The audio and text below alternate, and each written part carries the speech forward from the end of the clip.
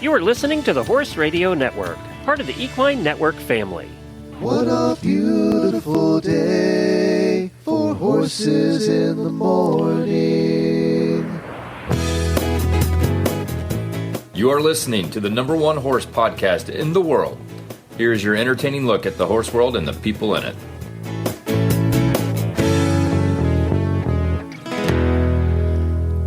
Well, good morning, everybody. I am Glenn the Geek in Ocala, Florida.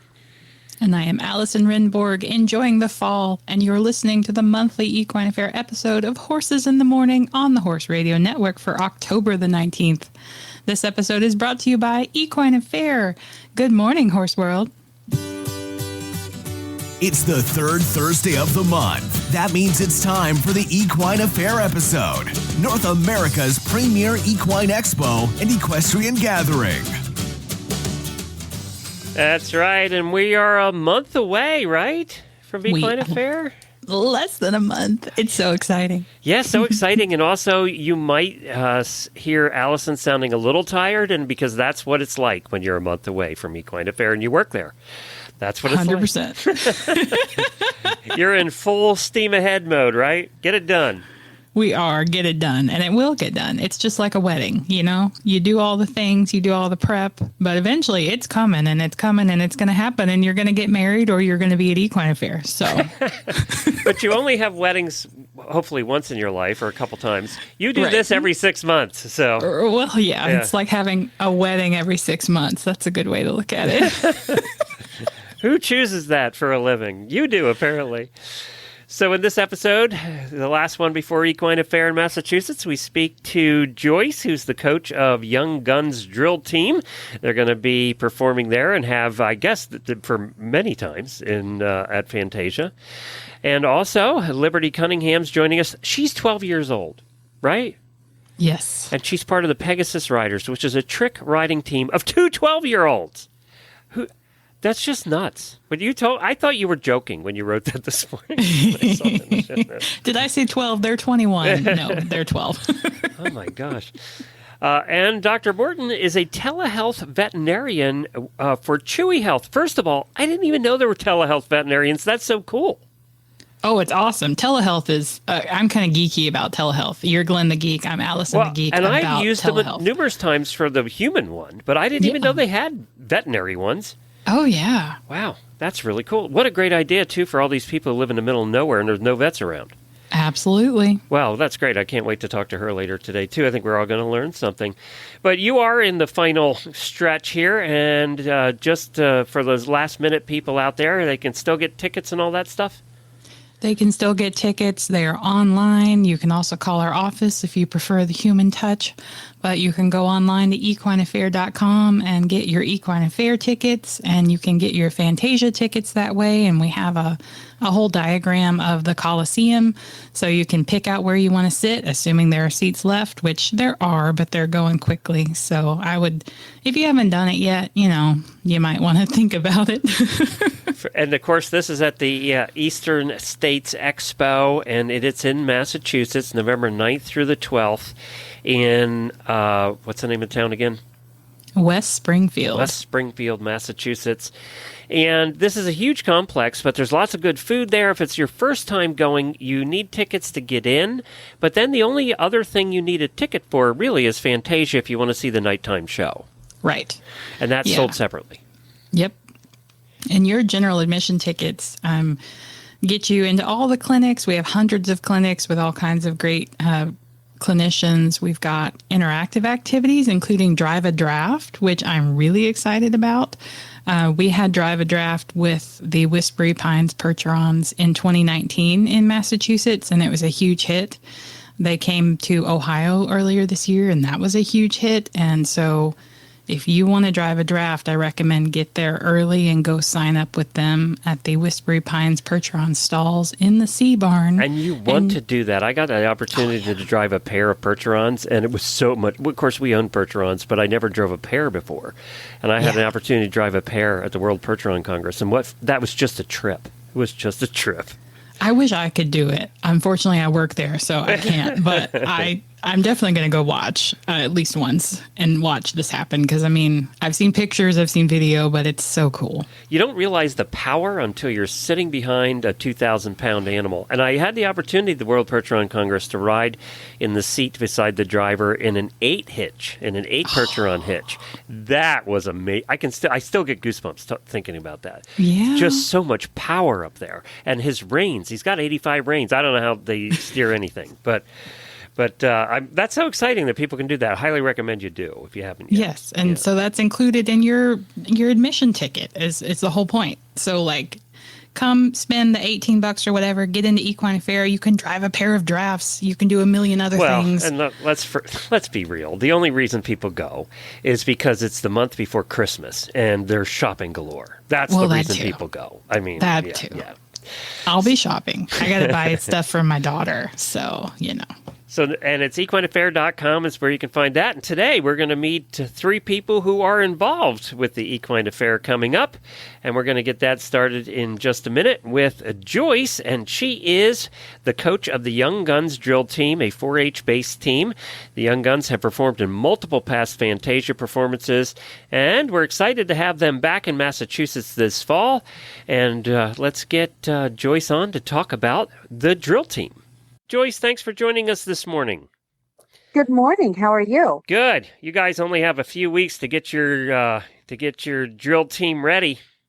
Yes, and we've been practicing hard. Good. Well, I wanted to talk to you about that. So tell us about Young Guns. What kind of drill team is it? How long you been around? All that stuff. Okay. Well, the Young Guns are a rodeo-style drill team, which means that we perform our maneuvers at a high rate of speed. We generally carry flags. And I'm sorry, what was the second question? So who is it made up of? Is it all 4-H kids, or are there kids and adults? Okay. It is considered a 4-H drill team. We have several adults that do help us, and they were former members of the team at one time. So we consider them our alumni riders, and they go with us when we perform in various events and competitions. So they just love it so much they can't stay away. That's cool, though. That's cool. So do you guys, or how many kids are there on the team, or how many riders do you have in any performance? Generally, we ride about 12 to 16, depending on who can attend a particular competition or an event. So how much? So first of all, when you go like do Fantasia, which you've done several times before, how do you decide? One, when I have to pick out music for our shows, I just hate doing that because I end up spending hours finding just the right song, right? So how do you guys determine what your routines are going to look like? Who does that part? Well, it's kind of a combination of people. I have some of the alumni members who are really good at choosing music and putting it together. I have others that sit down with me and we play with little Legos and we create drills that we think are going I love that. We use Legos that we think are going to be exciting to our audience. And, we just move from one maneuver to the other. And, of course, we tweak it all the time. And we're always adding little things and, making it better every time that we do it. So, it is a combination of a whole bunch of people who spend a lot of time working with either the kids or the drill or the music or fundraising even because, it takes money to go places. Well, I was always curious with drill teams like this, and we covered one year, this was a long time ago, we covered the national drill competition in Texas. And I always wondered when you're practicing, so you put this whole routine together, right? And you might have multiple songs and obviously tons of maneuvers. Do you practice each maneuver individually and then put it all together? Or from the beginning, are you trying to practice it in order? We usually try to practice it in order, but what we do is first we start with our riders on foot, no horses. We learn what we're going to do because horses are so smart. Once you teach them wrong, they keep wanting to go wrong. Oh, that's true. And you know what? You know? A lot of dressage riders practice on foot too. Yeah, Yes, yeah. yes, they do. And so we work on our timing on individually with the riders on foot, and then once we feel like we've got it down, then we get on our horses and we start slow, and we work up to the speed that you see when you see us in a performance. So how long does it take to, so you're putting together, how long are your performances usually time-wise? Usually somewhere between 8 and 10 minutes. And how long does it take to really master a 10-minute performance like that? It usually takes, if you're starting from scratch, it can take 6 months to really, have it down where you really want it to be. So do you change them often, or do you, because I know you do more than Equine Affaire, you do other events and you've been all over the place. I know that you've traveled south, and so do you do the same one, tend to do the same one all year, or do you have multiple different ones you can do? No, we usually have 2 or 3 drills that we know, and that we can, rotate to different places, because when we go to a competition, a lot of times we'll be in different divisions.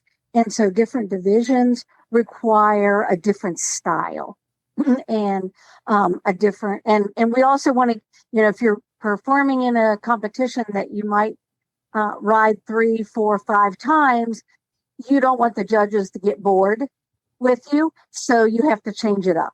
And we usually have 2 or 3 or 4 drills that we rotate in and out of any given event. Gotcha. So how old are they? How old are the kids before they can join the team? They have to be 9, because that's how old 4-Hers must be. As a 9-year-old, I cannot imagine memorizing a pattern of anything. I just, I know I would not have been capable of that. So. It's pretty amazing. Of course, the older riders, the more experienced riders, they're their support. They help them. And, we try to, with the 9-year-olds, we try to keep them down to like 1 drill at a time, so that they are not, trying to remember, different maneuvers. And because a lot of the maneuvers are the same, however, they're put in different sequences, etc. So, by doing that, we kind of limit them when they're first starting out. But they pick it up pretty quick. That's amazing. And do you try and keep the horses all similar size? Because obviously this relies on, you have multiple horses of multiple size, you have multiple strides that are different lengths. So how do you compensate for all of that? That's a good question, because we've had everything from a POA, Ponies of America, to a Percheron. We have gaited horses as well as straight gaited horses or stock horses. We've even had a mule on our team at one time. So we just kind of try to work with each individual kid to try to get them to learn how to rate their speed. And, some of our horses have to shorten their stride a little bit. Some will have to lengthen it. So, but it works, actually. We don't have any requirements on the kind of horse that you have, because it is 4-H based, and we want all kids to be a part of it. And they become part of our family. We call it our drill team family. So, I have kids from a long, long time ago who come back and say, riding drill team was the best experience of my whole life. I was going to ask you about that, because obviously, these are all character building things too when you're that age. And they have to, learning to be disciplined in a team has to help them in life. It does. I think it helps them not only in just relating to other people, but, in school, it helps them to work in those group settings that they have to.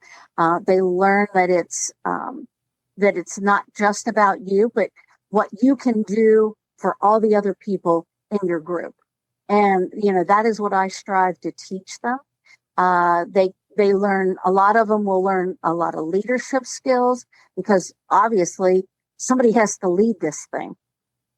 Right, right. And so your kids were involved. That's how you got involved, or had you ridden before? I've ridden horses all my life, and so when my kids were old enough that their head didn't wobble too much, they rode in front of me, and they learned how to ride, riding in front of me, and then they graduated onto their own horses. And so my kids were in 4-H. It was a program that was offered. We started riding. They started riding on drill. I got interested in being an assistant coach. And then, unfortunately, that team wound up disbanding. And so the kids that were on the team were like, well, Joyce, you know what we're doing. Can't you just take it over? So we did form our own team to be our own individual entity. But yeah, so we just kind of worked it from there. This is how parents get roped into this little league and becoming coaches Exactly. of everything, and then they're in it for life. This is how they get That's roped right. into it. At least it was something you liked doing, so that's good, right? Yes, I haven't had a kid on the team since 2001. There you go. Wow. My But you own dedicated. child. You know, you could have been a soccer coach or something like that you didn't care about, and then you were stuck doing it for life. So That's right. Yeah, That's right. but at least this is good. It involves horses. So I'm so excited about this. What can people expect when they see you in Fantasia this year? They can expect holding their breath as we go flying through the middle and making crosses behind each other at neck-breaking speed. They're going to expect the American flag that is going to be carried proudly by our riders. And just a really beautiful choreographed event that highlights all the horses and these kids as just exceptional riders. You told me that the kids own their own horses and they care for them on their own. They do the whole thing. So it's that's a big commitment anyway. And then participating in a drill team and traveling and all that. What do you think? Do the kids just love it? Like, is that what motivates them to do such a huge commitment? Or what do you think makes them want to do this? Well, I think it's a unique experience. We're all geared to going to horse shows and showcasing ourselves individually. And I think when you get with friends and they all become friends and family, I think that is the thing that brings them all together. I think that, they get out there and it's not just about them. It's about this whole drill team family that's out there. The moms and the dads, the grandmas, the grandpas, the aunts and the uncles, their best friends from school even come to watch them. And, I think that is the thing that brings us all together. It's not just being, doing something individually. It's doing something with, your own family. And I think that's what keeps them coming back. So where can I know people it's what brings me back. Yeah. Since 2001, apparently. Yes. So where can we people... started in 1999. It's a long time. Where can people find your schedule? What's upcoming performances and stuff? They can go to our Facebook page. It's the Young Guns Equestrian Drill Team. We don't have a website, but we do have a Facebook page. All right. And we're always, we are always putting up things that we're going to be doing and little videos and pictures and all that good stuff. Well, we'll see you a couple weeks in Massachusetts. Okay. Thank you so much. Thanks, Joyce. Well, if you want to see the Young Guns in action, you better act fast. Sponsored by Absorbine, Fantasia is happening November 9th through the 11th at Equine Affaire. That's on Thursday, Friday, and Saturday nights only, and tickets are going fast. So make sure you go to equineaffaire.com as fast as possible and get your tickets. Fantasia is a musical celebration of the horse. It will showcase performances by the Pegasus Riders, who we're also talking to today on the episode, the Young Guns, Melissa Barnett, the Whispery Pines Percherons, and lots more, including Bobby Kerr's Mustang Oh, Act, that's fantastic. Oh, that's so good. Yes. It's amazing. Yeah, it's so good. It's sponsored by Espana Silk this year, and Bobby Kerr, you got to come see him. So definitely come to Fantasia. And who do we have coming up next? Yeah, so we've got Liberty Cunningham. She is one half of the Pegasus Riders, which is a trick riding duo that is composed of two 12-year-olds, you heard me right, and 7 horses. The Pegasus Riders specialize in trick riding, Roman riding, dance, aerial silks, and hammock, and equestrian liberty. I want to be them when I grow up. If you attended Equine Affaire in Ohio, you have seen what those incredible girls can do. And if you're coming to Massachusetts, you're going to see them again in Fantasia. So let's welcome Liberty to the show. Hi, Liberty. Welcome to the show. Hi. Thank you for letting me be here.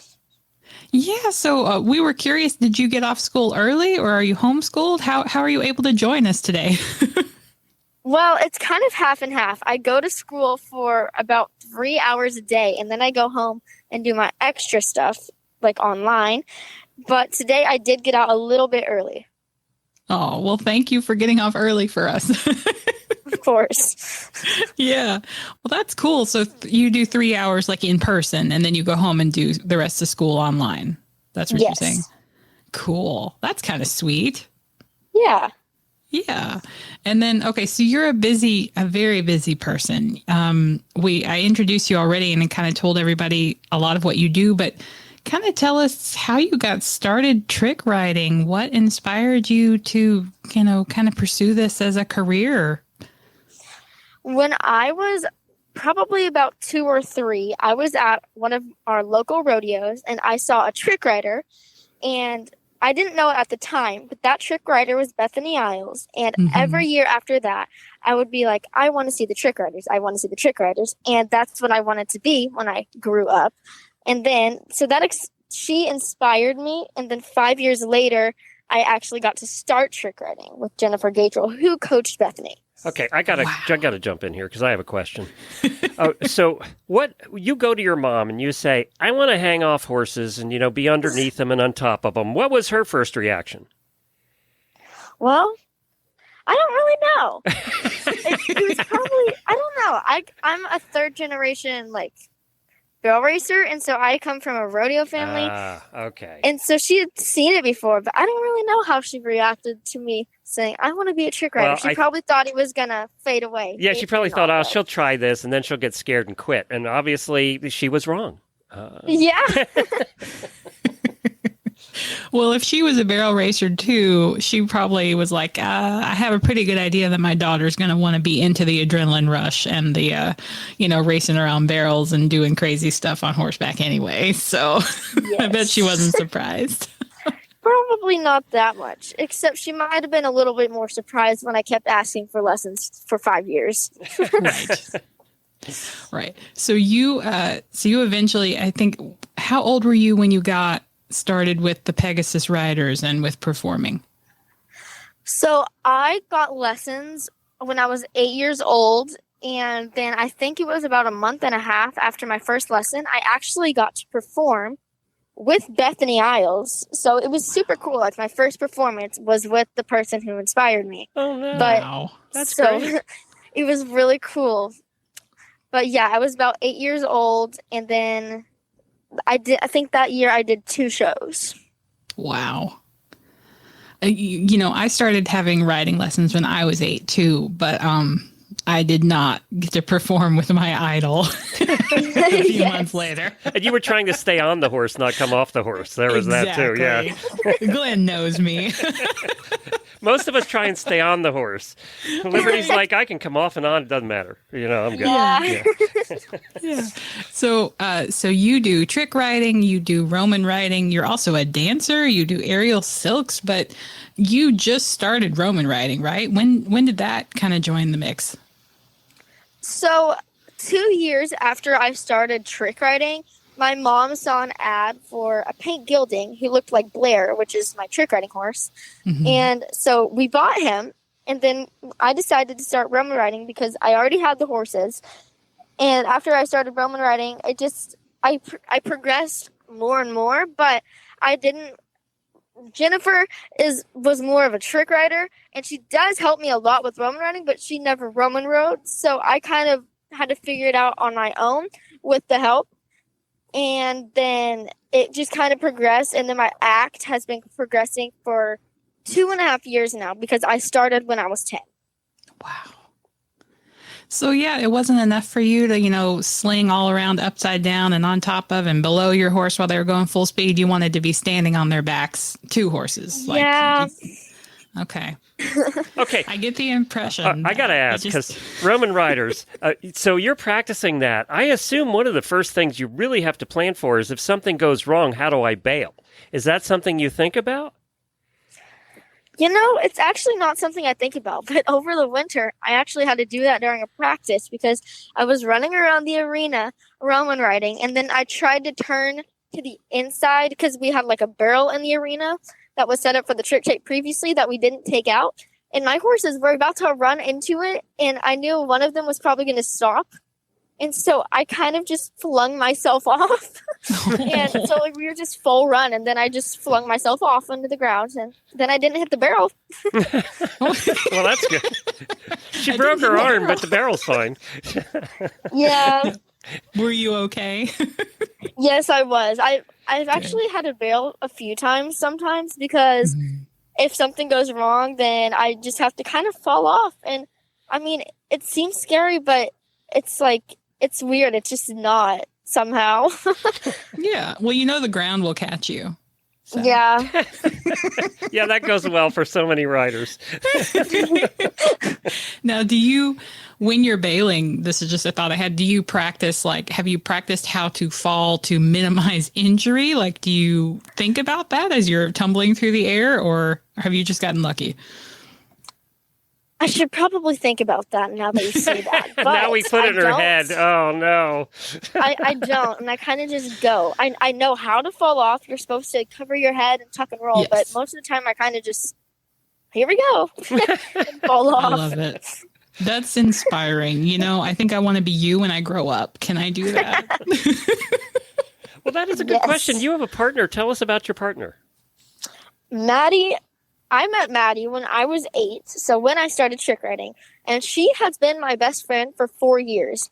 Oh. She trick rides with me. She's actually learning Roman riding now, and she's a very successful Liberty artist, and she also does aerial hammock. Mm-hmm. Currently, right now, she's actually on her way to the International Liberty Horse competition in Kentucky. So good luck to Maddie. But yeah, she is my coach's daughter. We have been best friends for what seems like longer than 4 years. It seems like we've known each other like our whole life. And I guess I've known her longer than she's known me, because I would sit and watch her trick ride, and I'll be like, oh my gosh, I want to be her. And then a year later, I was trick riding with her. So that's fantastic. I got to ask you though, obviously you've accomplished the goals you set out to accomplish. You're only 12. What are your new goals? What do you want to do in the next 5 years? Well, in the next 5 years, I just got my pro rodeo card actually. So I'm now able to perform at bigger rodeos instead of amateurs, with the professionals. So really high up in rodeo, and I get to perform with the best of the best, and I think it's really cool. So hopefully in 5 years I'm going around performing at really big rodeos. That's a really cool goal. She has her pro rodeo card at 12. Let's just absorb that for a minute. Yeah. That's pretty impressive. I don't know, girl. You're putting us to shame over here. I feel like a loser now. I've got to be honest. No, you're not a loser. Yeah. So we were so excited to see you and Maddie perform in Fantasia for us in Ohio back in the spring, and we're even more excited that you're coming to Massachusetts. What are you looking forward to about coming back to Fantasia? Well, at Fantasia, I thought it was super cool because Well, one, the shopping was like unlimited. yeah. It was never ending. It was really cool. But also there were so many different things, like so many different horses. There was like the welfare where you could adopt a horse.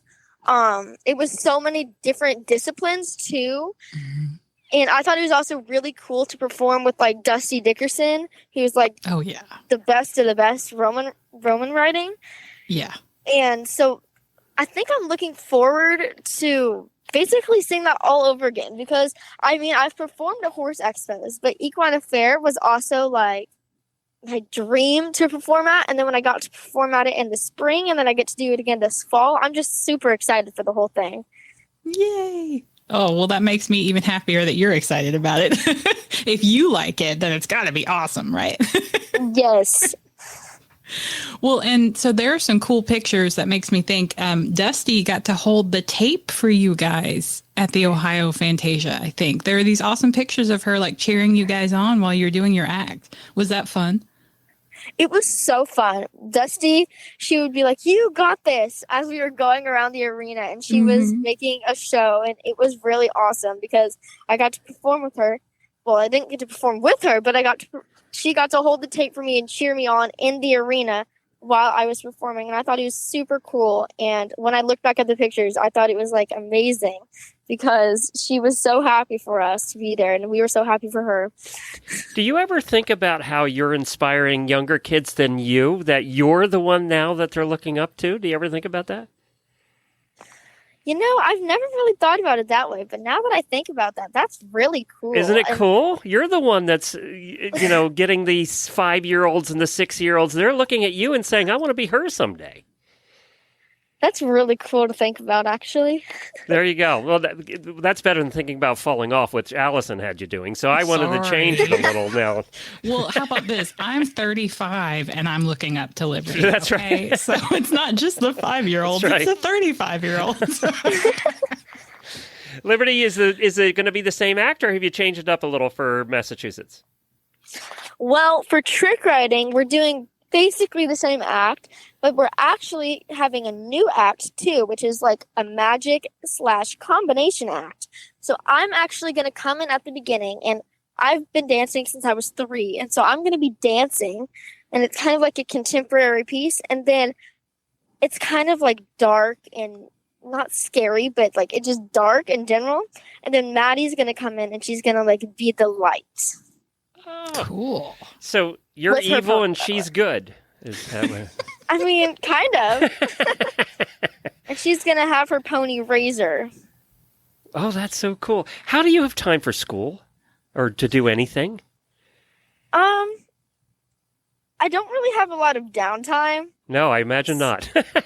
Yes, so basically, like, my routine, I wake up, I go to school, I come home, I do more school, and then as long as I still have time before dance, I go ride my horses, and then I come back, and I go to dance for, like, 3 hours, and then I go to bed. Well, that keeps you out of trouble. Yeah, well, it sounds like a pretty good routine. Well, Yeah. Liberty, thank you so much for coming on the show, and please tell Maddie that we missed her. We were originally hoping to have both of you, but we're just super thrilled we got you. And we wish her good luck too with the Liberty competition, because I know she's off doing cool things. And yeah, Yes. So thank you for coming on today. Thank you so much, and I will definitely tell Maddie. Thanks. All right. Well, we will see you in just a few weeks at Equine Affaire. Yep. If you're coming to Equine Affaire in Massachusetts, make sure to come early. It may be our anniversary, but we're giving you the gift. In honor of our 25th anniversary, Equine Affaire will be distributing a limited supply of vouchers to the first 2,500 guests to come through the gates of the Eastern States Exposition. Each voucher will be good for 25% off one item of affair wear at the Equine Affaire information booth, located in the Better Living Center. Come early for a chance to get a voucher, and then make sure to snag your souvenir of choice at the Equine Affaire info booth. And up next, we have Dr. Morton. She is a telehealth veterinarian for Chewy Health who seeks to widen the horizon of equine medicine. She's also a certified veterinary acupuncturist with an emphasis on equine, and she has a mobile veterinary practice in her home state of Texas. Dr. Morton will be presenting at Equine Affaire next month, and she's also here to share a little bit about Chewy. They are the sponsors of the Versatile Horse and Rider competition. Well, hi, Dr. Morton. Thank you for coming on the show today. Hi, thank you guys so much for having me. I'm excited to be here. Yeah, we've got so much to talk about, but I think we'll just start with this. So you work as you have a mobile veterinary practice, but then you also work as a telehealth vet. Tell us what that's like. What is a telehealth vet? What do they do? Okay, so yes, I am a telehealth vet for Chewy. I'm working in the Connect with a Vet platform, so I provide teletriage and education to pet parents of dogs and cats. Right now, our service is currently limited to dogs and cats, but outside in my mobile practice, we use telehealth all the time in the horse industry. This might involve communication via text and emails, Facebook messages. I answer a lot of questions about photos through the day. Equine vets, we cover a large territory. I myself am a solo mobile practitioner, and I know a lot of people live several hours away from a vet. It's not always easy to haul a horse in or have your vet out to see them. So those quick text messages and pictures allow us to kind of triage in urgent situations to help owners decide what needs to be seen straight away after hours as an emergency, or what can kind of be managed at home until the vet can get to the farm or they can haul into a clinic. Horse owners as a species, I would say, are pretty resourceful, so they can usually do some basic care stuff with simple instructions from the vet via telehealth or teletriage practices. Absolutely, because I think people outside the industry don't realize that horse owners, we've got to be able to bandage a wound, right? We've got to be able to manage some things on our own that people might not think to do with their dogs or cats, because we can't just load them into the car and haul them to the vet at a moment's notice. It takes a little bit of doing. So I think that's cool that we've got this telehealth resource now where we can actually call the vet and say, hey, walk me through this. What do I do? Is this really an emergency, or can I handle it? Or and with phones, we can do, I assume you do video calls through telehealth, right? Yeah, I do occasionally. Absolutely. I'm in a rural area, so some of my clients are pretty far away. I do text messages, pictures, the video calls. And like you said, horse owners, man, you guys are resourceful. It's amazing. You guys know how to bandage stuff. You can give medications with instructions. You guys know how to do a lot of things. So I think that's a very different aspect of horse medicine versus dog and cat stuff. It really is a team effort. Yeah, absolutely.